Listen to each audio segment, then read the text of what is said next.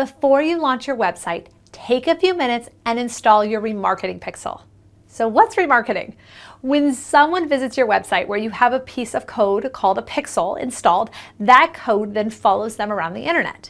When they leave your site and go to other websites, they can see ads encouraging them to return to your website and hopefully buy something this time. These ads can follow them around for an amount of time you choose, but it's generally up to 120 to 180 days depending on the systems you're working with. So why would you install this pixel before the site's even up and running?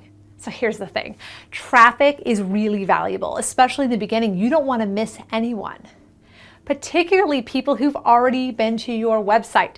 They're hot leads and more likely to purchase on their next visit.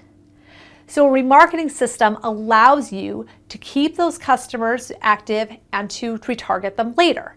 And so you can show one set of ads to people who just visit the website, and people who put things in their cart can get a different set of ads.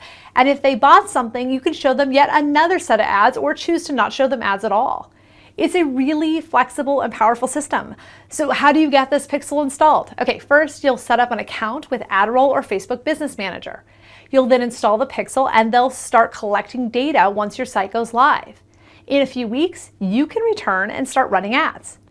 Now, to learn more about running remarketing ads, be sure to download the episode 3 of the Savvy Business Method podcast, where I talk in depth about this awesome marketing method. And that podcast is available on Apple Podcasts and Stitcher.